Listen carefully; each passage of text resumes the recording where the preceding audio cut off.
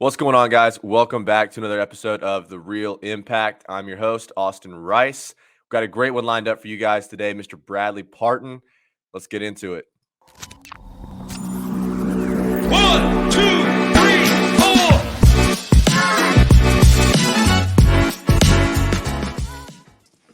Brad, what's going on, man? Hey, what's up, Austin? Thanks for having me, brother. Yeah, man. Thanks for coming on. Man, we'll kind of kick it off, man. Just kind of tell us a little bit about you, man. Sure. Name's Brad Partin. I'm from the Northern Ohio market. If you're not familiar with Ohio, you may be with Cleveland and Columbus. I'm right in the middle. So those are the two larger MSAs in Ohio. And yeah, we're smack dab in the middle. I run a real estate company. Been doing this for 4 years, 2.5 full time. I've got a fiance. We're getting married this coming year. Got 2 little boys. So that's kind of wrap on me. Nice, man. So 4 years in it, 2.5 full time. So what were you doing prior to full time into real estate? I was doing tool and die design and engineering. So I did that for actually 7 years. So I did it straight out of high school. Okay. Got into a career. It was an apprenticeship. So I didn't necessarily go to college. I went to a trade school. So I did that. 5 years or so in, I found real estate. So I'd been wanting to get into real estate for a long time prior to that. Mm-hmm. But I didn't decide to flip my first house until I think it was June 15th, 2018. I had closed on my very first flip. So, but I was still working. Date. Yeah. yeah, absolutely, man. Never That's awesome, forget. Man. What do you think it was that kind of drew you to real estate?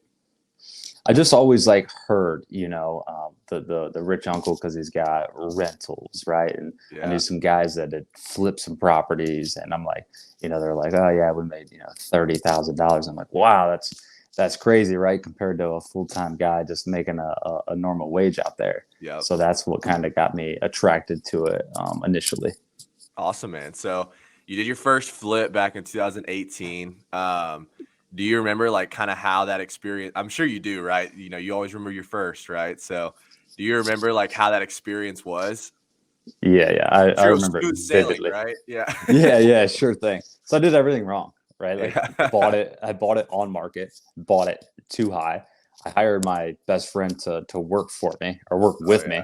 I did the work with him. We would do it in the evenings after my full-time job, Saturdays, Sundays. We were working very long days, and he also had a full-time job. So hired him, paid him hourly. At the end of the day, man, we sold it. He wasn't a partner in it, but I paid him everything he was owed at the closing table. Ended up grossing, I think it was $18,000. So I came out on the positive side. That's awesome.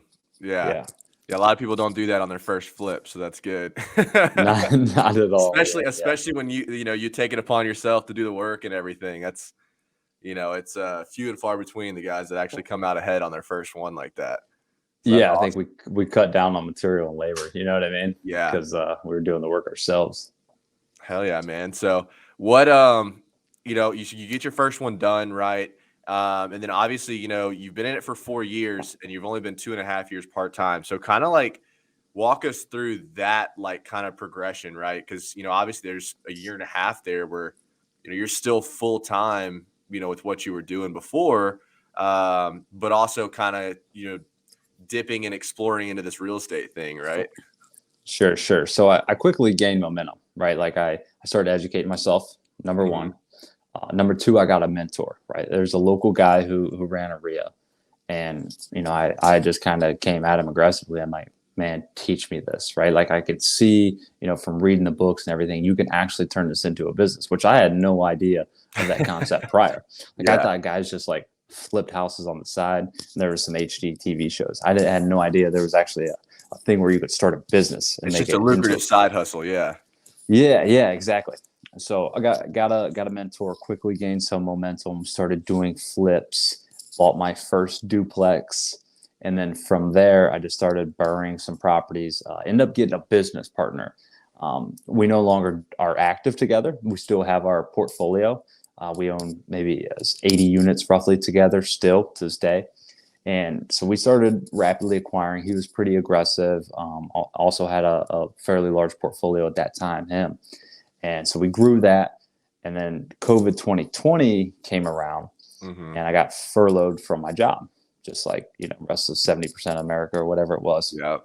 So during that period, I had already made it up in my mind that I was going to quit.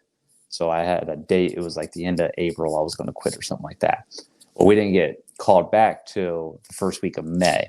So that first day, and it's a funny story. That first day I got called back. I'm like, well, I'm just going to take whatever vacation I've got left.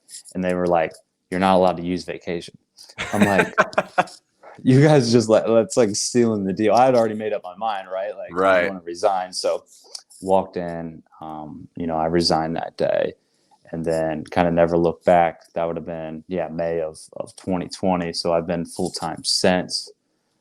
Looking back, it was definitely a risky decision, because passive income isn't that passive. Yeah, we had a decent portfolio at the time.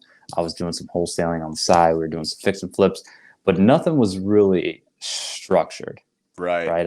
I didn't have a business. Right. So, it wasn't that consistency yet. Correct. And actually, it wasn't even until about a year later that I really started building a true company. Mm-hmm. That's awesome, man. So you partner up with the guy. You guys start aggressively going after burrs and rentals and stuff like that. So, I mean that's funny because that's kind of similar to kind of like what happened with me. Is like we were March of 2020. Was whenever I got the call. They said furloughed, right? And then, but at the time, right, I was so just pissed off. I was like, furlough doesn't mean shit. I'm out. Yeah. And so I took that as like my being laid off, right?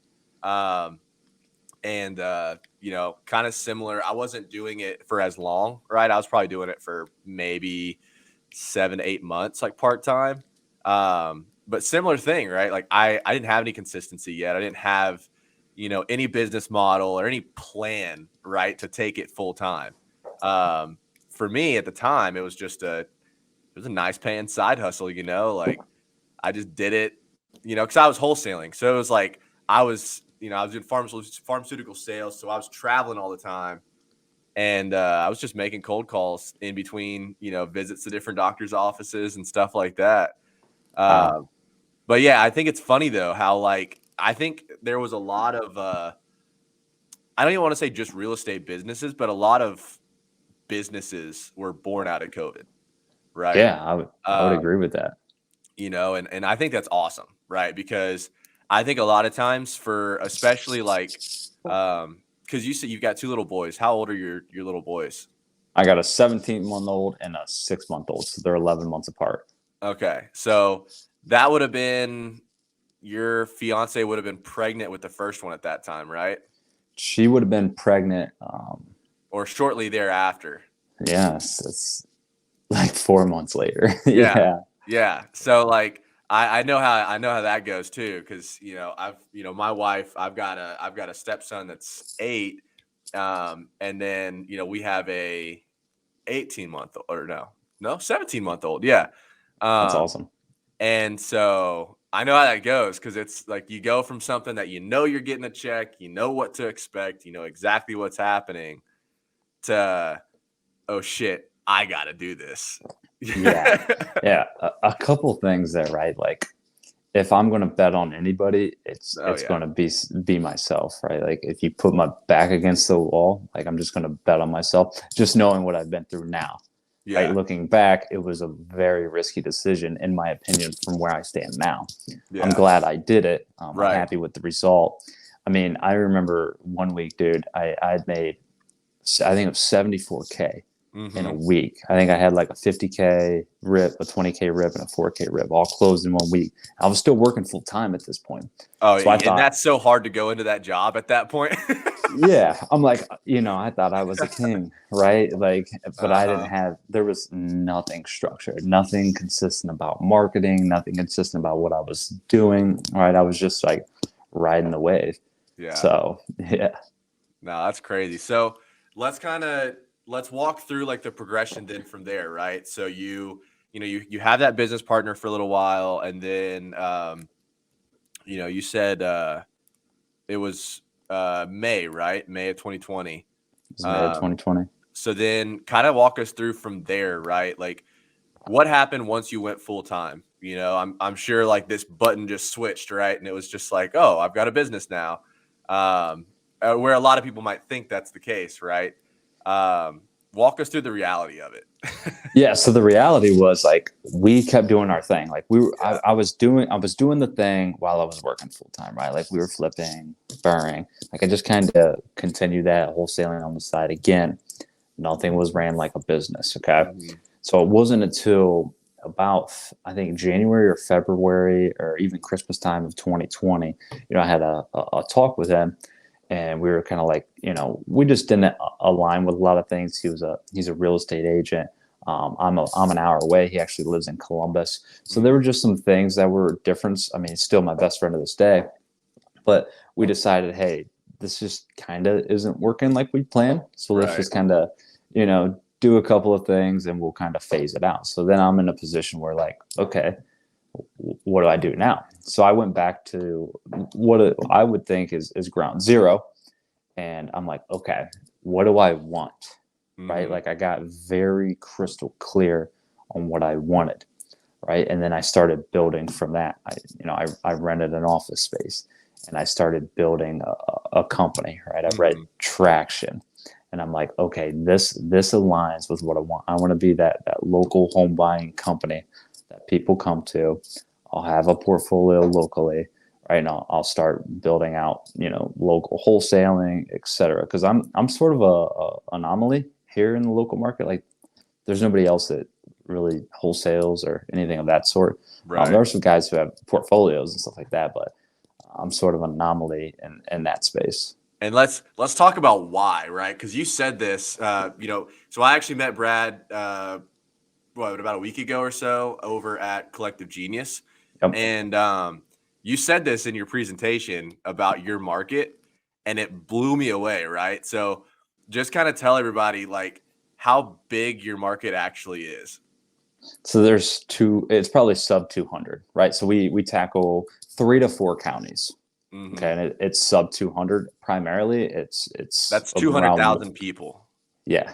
Yeah. So very low, very Yeah. low, right? Like Columbus is probably 1.5 million, and that's like one county. Yeah. So just for like some perspective there, and it's a sub market, right? Mhm. So there isn't a ton of appreciation at all. It's just a very stable cash flowing style market. I mean, I closed on a small portfolio last week, just 3 houses for 78K.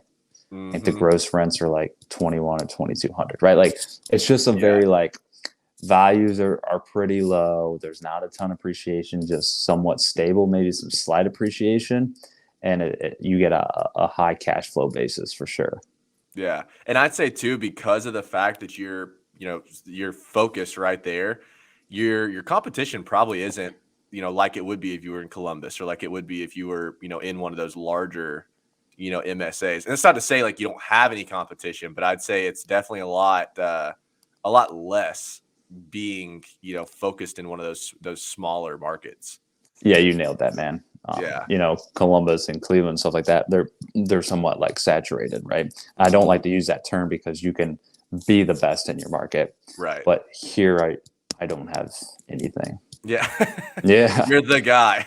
Yeah, exactly. That's awesome, man. So what did it look like whenever you sat down and you were like, all right, this is what I want, right? Because I think that's a big thing a lot of people miss, right? A lot of people get caught up in, the grind or the hustle or the day-to-day of, trying to just build what they think is a business. And then, one of the biggest things that somebody said to me, and I can't remember who it was, but was, you got to build your business around the lifestyle you want, not build your lifestyle around the business you built. And so I think that's huge. Like what you said, like what you did, like go back to ground zero and like reflect, like what do I want? So like, what did that look like for you? And then, how did you kind of structure the business like around that? Yeah. So objectively, I already knew it, right? Mhm. It was more so just putting pen to paper Right. and asking myself really good questions like, hey, in 5 years from now, if I look back, like what would this ideally look like? And my grandpa was a local entrepreneur. He owned a local oil company and employed a lot of people and stuff like that. So I already sort of had a picture Mhm. of what I wanted to kind of be and own. It was just getting very crystal clear on it and sort of just writing it down. But you just have to back into it, like reverse engineer it and ask yourself some really high level questions. But objectively, I knew the answer, but it wasn't until I asked myself like really crystal clear questions Mhm. that I got the answers I needed to start moving forward. Now, maybe for somebody listening right now that they're kind of in that situation, right? And they just don't, because I think it's tough, right? Because I know exactly what you're talking about, like getting granular with yourself. What would you say are like some of the top like three questions to ask yourself to really really get that clear vision? Yeah. So number one is like if I had the picture perfect lifestyle and 5 years from now, like what would that look like? That would be probably the number one question. If I could impact people's lives, what would that look like? Might be another question. And then a third question would probably be like, what it would have to do something with your daily experience Right. because that's important too, right? Like, yeah, you can make a lot of money and have a really good lifestyle, but what does your daily experience look like, right? Like, are you leading a team? Is it just you and you're on a beach? So, understanding what your day looks like is huge. Yeah. And I think that's super important too, to be honest with yourself, honestly.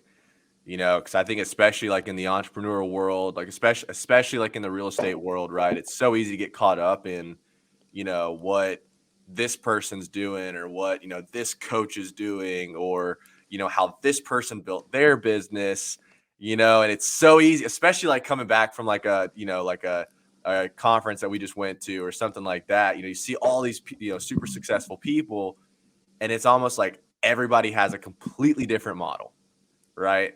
Yeah. And so it's like it's super important to like just be honest with yourself. It's not, what are they doing that works? It's, what do I want? And then how can I tailor what they're doing that works to what I want?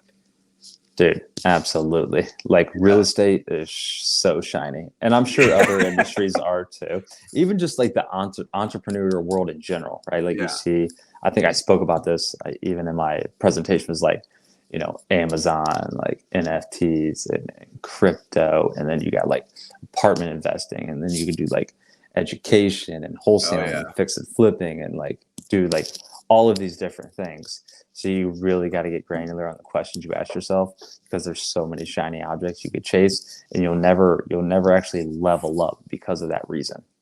Mm-hmm. Nah, it's huge, man. Um, So now where's your business at now? Right? What's the business look like? Obviously, I know the answer to this, right? We went over this at the Collective Genius, but like for everybody listening, you're 2.5 years in, full time. What's the business look like now? Yeah. So there's three of us in house. Okay. So I got an office manager, an admin assistant, and me. Okay. Mhm. We have some external VAs. We got one that works full time, one that works part time. We have a cold caller manager who's part time and a full time cold caller. And on the other external side is our lead management. So we have 3 to 5 external lead management from a team we leverage out in Pennsylvania Mhm. who handles all of our lead management. So they schedule all the appointments, and I still do all the acquisitions. So we're going to operate about 90 transactions this year. Hopefully, we fall north of that, Mhm. but that's where we're on target for. And then I got a portfolio of roughly 250 so units, something like that, through apartment investing. So I sort of burst style some apartment buildings, Okay. things of that sort. Okay. Now, for everybody listening, right? Your market is 200,000 people. You're doing 90 transactions a year this year, and you've got 250 units, right? In a market that has 200,000 people. I think that's a huge point because so many people, especially right now, are trying to, and we're guilty of this too, right? Like so many people are trying to go like from market to market to market, and they're not going deep in their backyard, you know? And so I think that's a huge testament to that. Like there's opportunity everywhere. Yeah, yeah. Go deep before you go wide. And again, some of those apartment buildings are in those outside counties because when you get that scale, right? Like I own some in Columbus and Cleveland, some larger MSAs. To get that scale on like the multifamily side, you Right. do have to venture out a little bit, but it's a similar model and similar markets to what I would be in here in North Central Ohio. Yeah. No, that's awesome, man. Um, so yeah, I mean, so it's a smaller team too, right? Like again, you're doing 90 transactions with a 3-person team, right? Again, that's another testament to people like you can do it lean, right? Like you can operate very efficient. Um, so with the deals that you guys are doing right now, are you guys primarily, flipping, wholesaling? What's your biggest exit strategy, right now? Sure. So about 60 to 70% is wholesale. Okay, 20% buy and hold, and about 10% fix and flip. So we don't want to do a ton of flips. Maybe we'll probably do a dozen this year. Okay, the rest is buy and hold, but we primarily wholesale. Awesome. No, that's killer, man. Um, so yeah, I mean that I think, again, like I like personally to me, it's awesome the fact that, the market that you're in is, a sub market, right? And you're doing that type of volume and that type of, numbers in that sub market, right?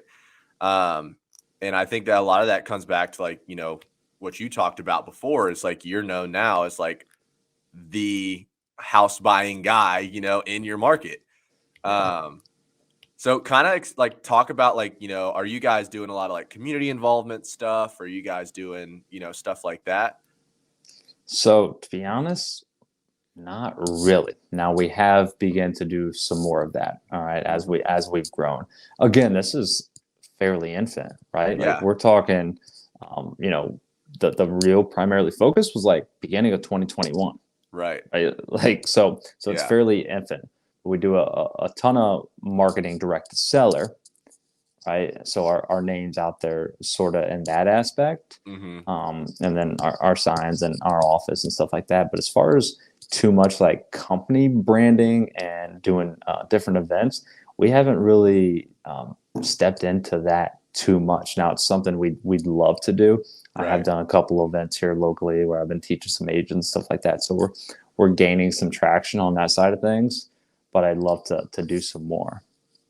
No, and I asked that question because I think a lot of people too, like when they hear, that you're the guy, right, in your market, they're like, oh, he must be sponsoring the high school. He must be, sponsoring all the golf tournaments. He's the State Farm guy that's got the big old banner, right? Like, you know what I'm Right. talking about? Like, Yeah, and I think absolutely. whenever you talk about like, being the guy in your market, I think that's the misconception a lot of people have is that you've got to be, that company or that guy that's, on the banners or that's sponsoring everything and anything. Whereas, you don't, right? Especially when you're in a smaller market or when you're in, a smaller MSA. Like, honestly, I think the biggest thing with that is just do good business, Dude, absolutely. Yeah, yeah. And that's how we've gotten a lot of deals. We get a lot of deals just through referrals. Oh yeah, I'd say that's a huge piece right now to your business because, Absolutely. especially with those, the smaller MSAs, like word of mouth travels fast. Yep. You So know, I would say north of 15% of our deals come from referrals. that's crazy. And those are probably some of the smoothest deals too, huh? Smoothest, Yeah. hands down. Yeah, they're you know, they're lay down, right? Like you Yeah. just go to them and it's just ink. Yeah. That's awesome. So what would obviously, with a year being, really like only like a year and a half of like the structure business, right? What would you say has been the most impactful for that, right? you mentioned reading traction. You mentioned like asking yourself like those, really granular questions. But what would you say has had the most impact on like the true success of like the actual like structured business side of it, right? Learning to lead, delegation, right? Like I never had Yeah. many employees before. Like I've had contractors and business partners and stuff like that, but actually having an in-house team Yeah. is completely different, man. It's So completely different. what were some of the things that you had to do like to get better at that, right? Because I think a lot of people, especially entrepreneurs, right? A lot of people struggle with that. Because I think a lot of times like we think like big, right? Big picture, everything like, and a lot of times too, like we see everything all at once, and so it's hard for us to like really like zone in on like one task, right? I know for a fact I'm guilty of this. So like, what was the biggest like? How did you kind of like really combat that? Sure. Learning how to effectively communicate. And I've gotten this from a ton of different books, Mm-hmm. right? So that's probably what I'd lean into, but it really comes down to real world experience. Like you Yeah. can read everything in the world, listen to YouTube and podcasts and hear us talk, but until you actually do it and live it and breathe it, you won't get the actual experience you need. Yeah, and I think also too, like being real with yourself and like allowing yourself the grace to like you're gonna mess up. Like that was a big thing for me too. Like, I played college athletics, like I played sports all throughout, growing up. And it was hard to be like accepting at the fact that like, hey man, I'm gonna mess up. Like it was tough, especially because I'm a super competitive person, like and like I always want to be the best, right? And so it was tough for me to just be, accepting at the fact that like I'm gonna mess up, and it's Some of the okay. some of the greatest lessons come from failures, man. And I fail every day. I really do. Like I'm learning every single day, still to this day, man. It just doesn't stop. Yeah, no, I think that's huge, because I think especially like, I think it's easy too to kind of like get complacent almost, right? When you get to a certain kind of like level, right? When you get to a certain level of, I don't even want to call it success, right? Because everybody has a different meaning of success, but when you get to a certain level in business, I think it's easy to kind of get complacent with where you are, right? As a leader, as a company, as an organization, structure wise, right? And that's kind of something that we're kind of combating right now. Like we talked about at CG.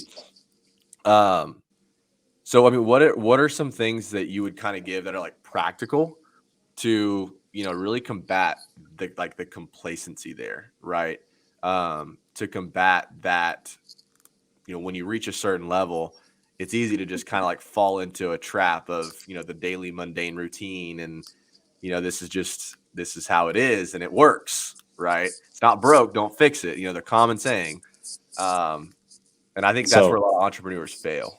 yeah, man. You got to be pushing the envelope every day. So one thing I do personally is I always ask myself, like, or I tell myself, like, hey, what got me to where I'm at won't be the thing that gets me to where I'm going, right? So you really need to lean into that because you get stuck in these daily habits that you have, and you need to break them, and beliefs too. Mm-hmm. So these different character traits you develop, the things that were me back in 2020 aren't me now.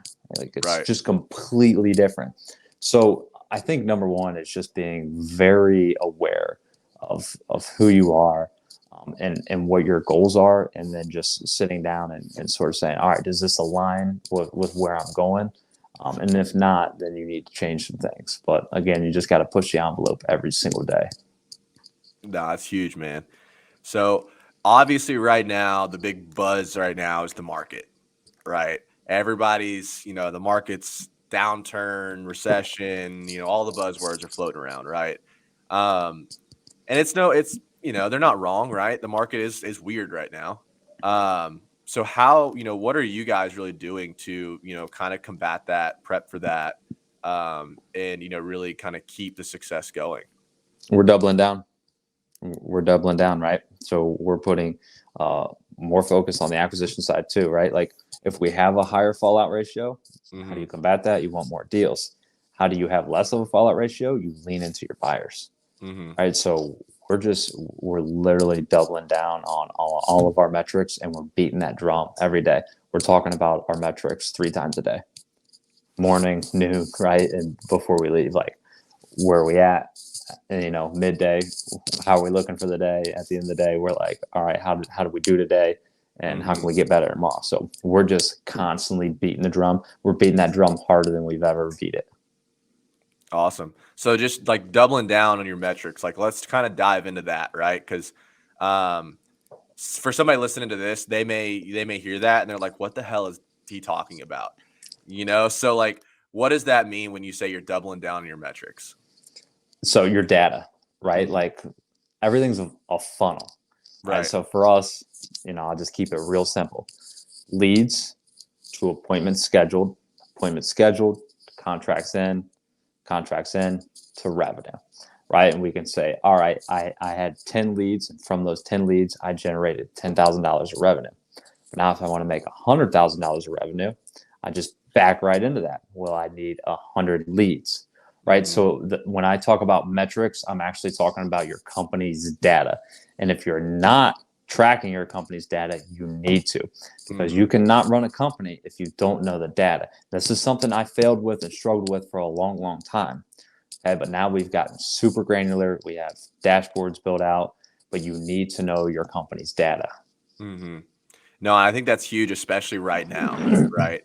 Especially with how, I don't want to say uncertain, but especially like how just kind of weird the markets are right now with, the rapid depreciation of properties and, values dropping like crazy.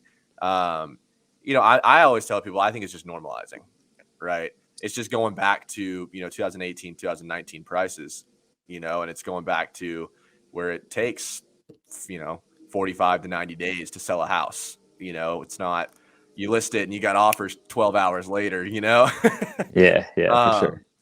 So with that, I think right now it's super important to get like super granular with those, right?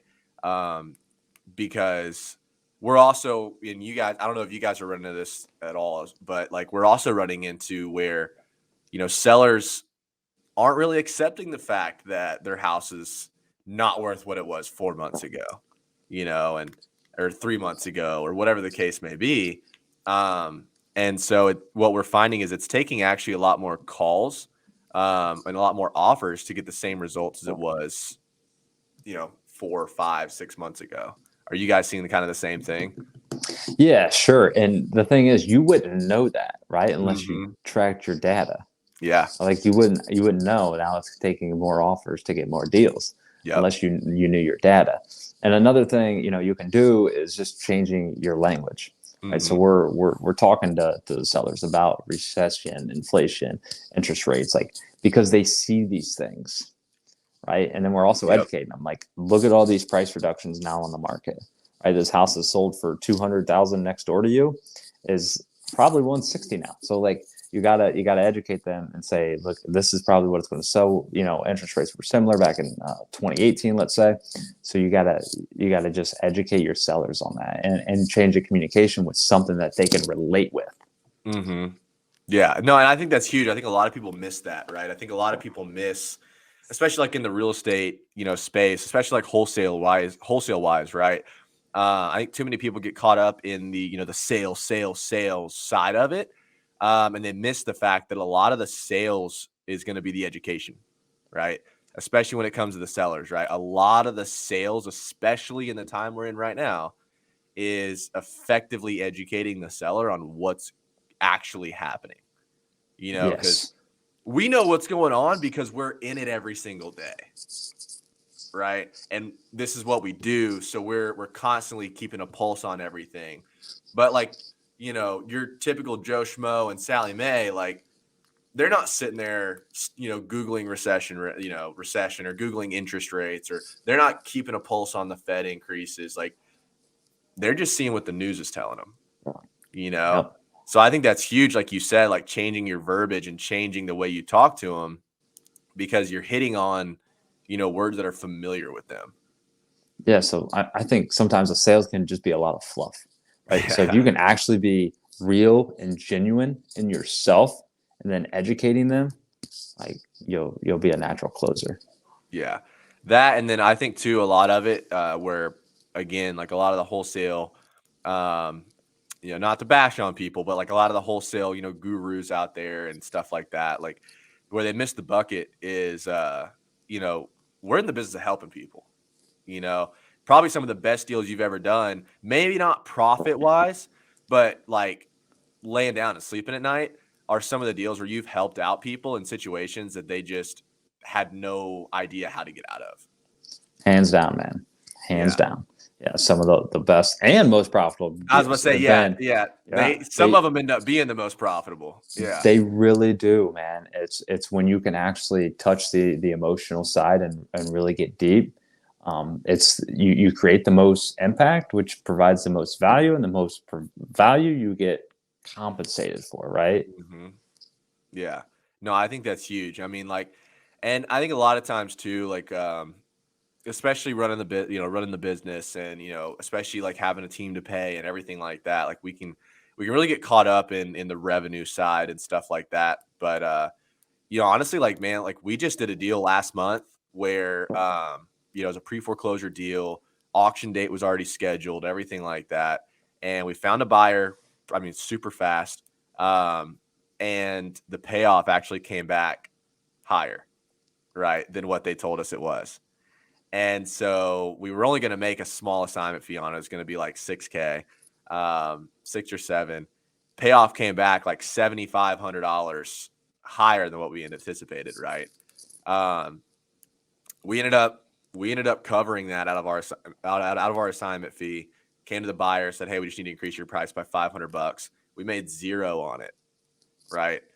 But that lady called us after the transaction was over and was like, do you guys buy properties all around here? We were like, yes. She was like, okay, I'm going to start, telling everybody, calling everybody, and I'm going to start sending you a lot of properties, See? like, and Yep. it's stuff like that. Like, and it's not fun to not make any money on a deal. Let's be real, right? Like, especially a deal like that where it's a pre-foreclosure and we're stressing out, trying to move things quick, and stuff. Especially when you got an acquisitions manager and stuff that they're banking on making commission on a deal. Like, it's not fun, right? But it's gonna come back, you Yep. know. Yep. We're putting good out, like it's gonna come back. And I think that's a big thing that a lot of people miss. Like, don't be scared to just do good, because it's gonna come back. It'll come back tenfold. Absolutely, man. Yeah, I think you guys did the right thing. And I think it will come back. And if it doesn't, man, who cares, right? Like Yeah. you're going to do the same thing for the next person, and eventually something will monetize, right? So, like it's again, it's sleeping good at night. Yeah. Now, if you guys are listening to this and you're like, "Oh, Austin's saying just don't make money on deals," it's not what I'm saying. Not at all. Make as much money as you can on every single deal, but there will be those situations where you got to kind of just put the money aside and just look at your moral compass and decide what's best, right? Yep. And that's kind of what happened there. So you guys are primarily wholesaling right now. So let's kind of dive in. What has been, because we're just kind of coming off of a super bullish market, right? So what was your guys' biggest deal during this just stupid run that we had? Oh, you want to know like the biggest deal? Yeah, let's hear it. Okay. So it was in Columbus. I got a piece of land under contract for 65 and end up wholesaling it to my accountant, which also he does real estate, and he wanted to do some development. So he and his partner bought it for 185.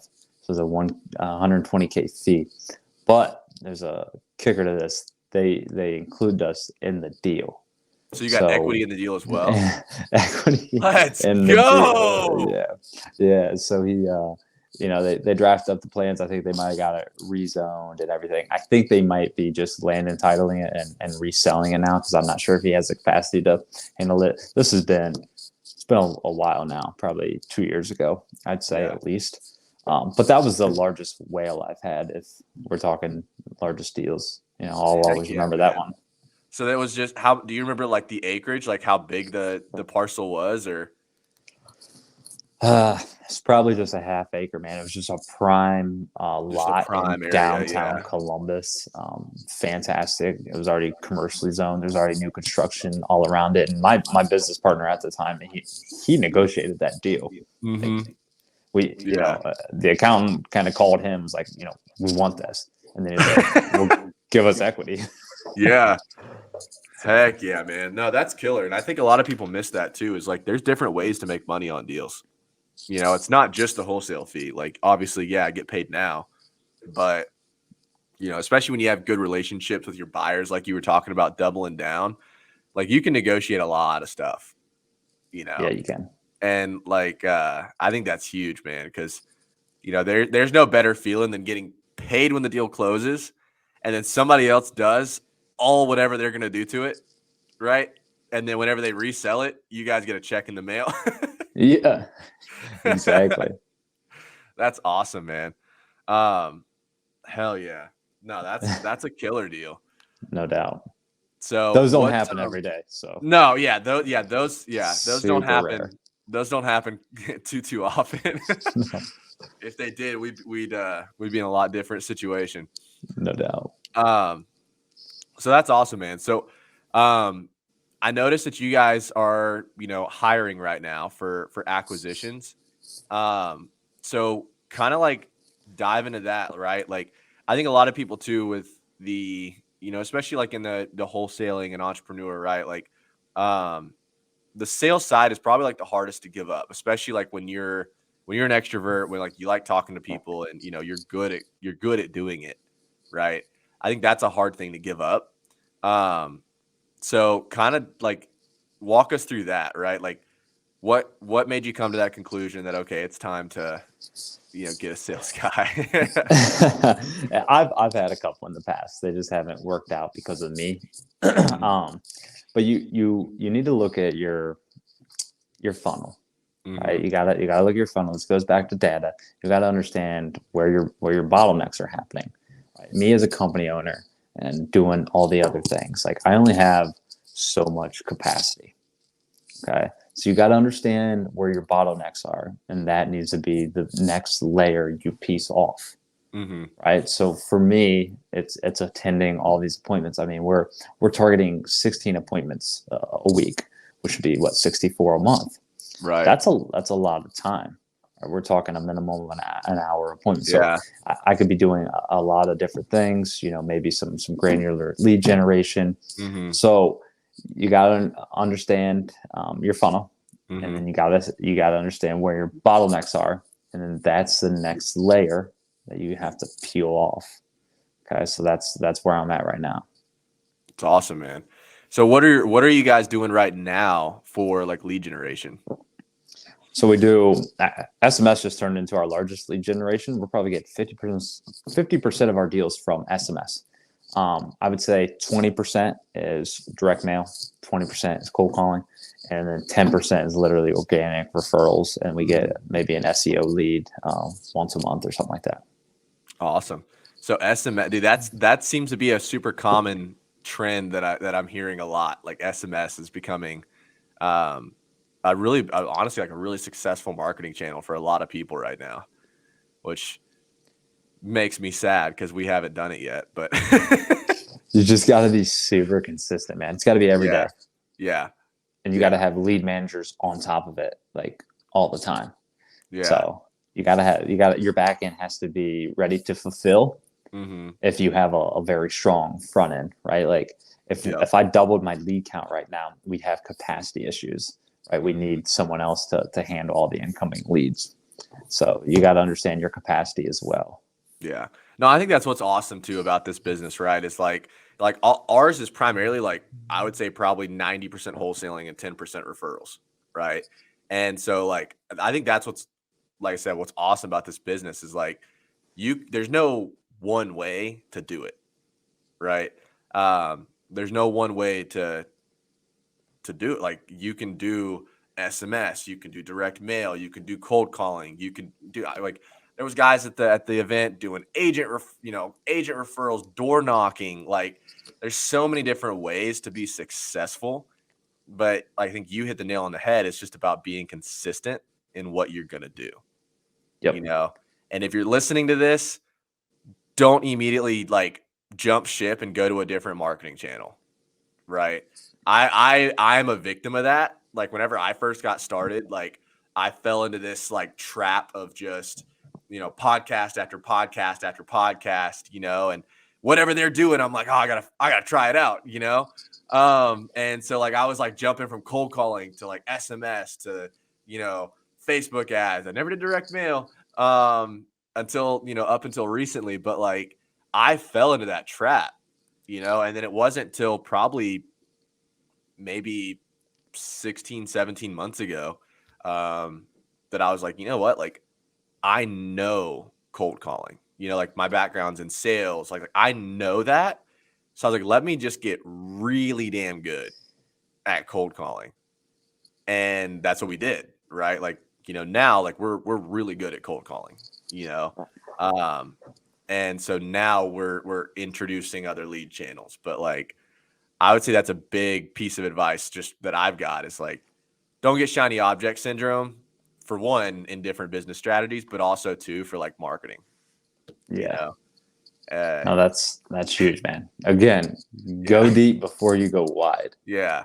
Yeah. I fell victim to that very hard. So if you're listening to this, don't think you got to immediately jump ship to SMS. Right.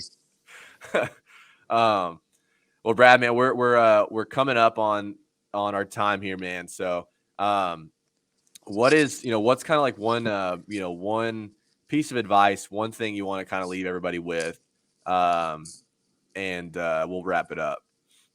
Yeah, man. If I was looking back like 4 years ago when I just first got started, it would be getting clear on what I wanted.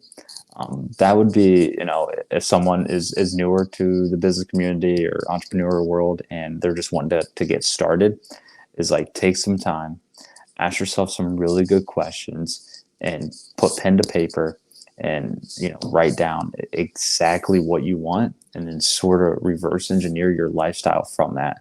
And then from those answers, you can start executing. So that would be one thing I could give the audience. It's perfect, man. No, I think that's great.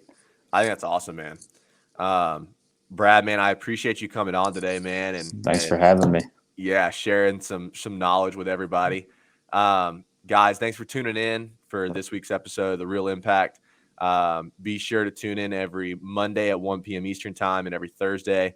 Outside of that, that's it for today. Peace. All right.